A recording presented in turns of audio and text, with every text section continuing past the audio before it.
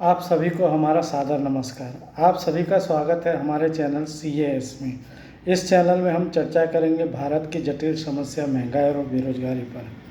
हमारी भारतीय अर्थव्यवस्था ऐसी है जिसके पास खरीदने के लिए कोई सामान बाकी नहीं है, उसकी खरीद शक्ति दिन प्रतिदिन बढ़ाती जाती है, और जिसके पास खरीदने के लिए बहुत सामान बाकी है उसकी खरीद शक्ति दिन प्रतिदिन घटाती जाती है।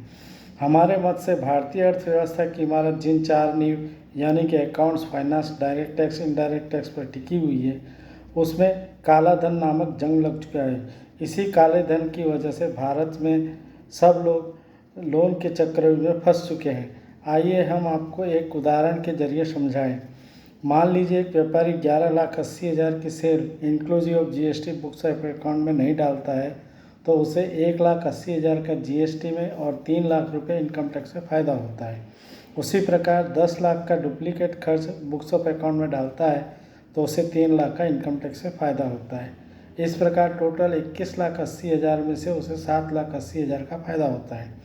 बुक्स ऑफ अकाउंट्स में से 21,80,000 का कैश एंड बैंक बैलेंस कम हो जाती है और वो काला धन बन जाता है। मान लीजिए इसी कैश एंड बैंक बैलेंस की कमी को पूरा करने के लिए बाज़ार से 20 लाख का लोन लेना पड़े और उस पर 12.5% इंटरेस्ट रेट पर 10 साल के लिए लोन लेना पड़े तो क्या होगा।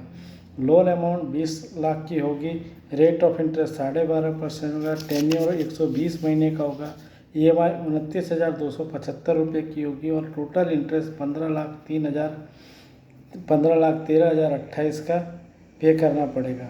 ऊपर के उदाहरण से पता चलता है कि 21,80,000 का काला धन पैदा करता है तो हमें 7,80,000 का फ़ायदा होता है, लेकिन इसी कमी को पूरा करने के लिए बाज़ार से 20 लाख का लोन लेना पड़ता है तो हमें 15,13,028 का इंटरेस्ट पे करना पड़ता है, यानी कि 7,33,028 का नुकसान होता है और लोन का पैसा भी हमें लौटाना पड़ता है।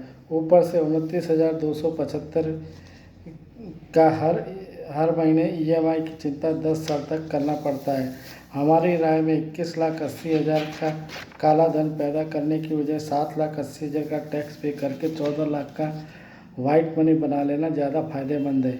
जब हम लोन लेते हैं तो इंटरेस्ट का अमाउंट तो बाज़ार से नफ़ा नुकसान खाते से ले लेते हैं, परंतु प्रिंसिपल अमाउंट बाज़ार से लेते नहीं हैं, जिसकी वजह से बुक्स ऑफ अकाउंट में फिर से कैश एंड बैंक बैलेंस कम हो जाती है और जिसकी वजह से हमें फिर से बाज़ार से लोन लेने की ज़रूरत पड़ती है। इस तरह भारत में सब लोग लोन के चक्रव्यूह में फंसते ही चले जा रहे हैं। ऊपर के उदाहरण से पता चलता है कि काला धन पैदा करने से पहले साल तो फ़ायदा होता है, परंतु लंबे समय में नुकसान होता है और लोन के चक्रव्यूह में फंस जाते हैं। हमारे देश में महंगाई और बेरोजगारी को कोई राजनीतिक पार्टी समस्या मानती नहीं है, क्योंकि हमें मालूम नहीं है कि इस समस्या के लिए कभी कोई जांच कमेटी का गठन किया गया हो। कोई भी अर्थशास्त्री, चार्टर्ड अकाउंटेंट, प्रधानमंत्री या मुख्यमंत्री अभी तक महंगाई और बेरोजगारी को दूर करने में कामयाब नहीं हुए हैं। सब लोग कहते हैं कि मोदी है तो मुमकिन है। हम भी मोदी जी से निवेदन करते हैं कि वो हमारी एक छोटी सी इच्छा पूरी कर दे, भारत में से महंगाई और बेरोजगारी को दूर कर दे। यदि सचमुच कोई महंगाई और बेरोजगारी बढ़ने के कारण और उपाय जानना चाहता है तो हमारी लिखी किताब inflation and unemployment bureaus Amazon, Flipkart से खरीदकर पढ़ सकता है, जिसकी कीमत मात्र 250 रुपये है। यदि हमारे विचारों पर अमल किया जाए तो सारा काला धन वापस आ सकता है और महंगाई और बेरोजगारी भी दूर हो सकती है। अगले भाग में जानेंगे कि क्यों कोई भी राजनीतिक पार्टी महंगाई और बेरोजगारी को दूर नहीं करना चाहती। इस वीडियो को इतना शेयर करें कि ये वीडियो प्रधानमंत्री तक पहुँचे और ऐसी अधिक जानकारी के लिए हमारे चैनल को सब्सक्राइब और फॉलो करें।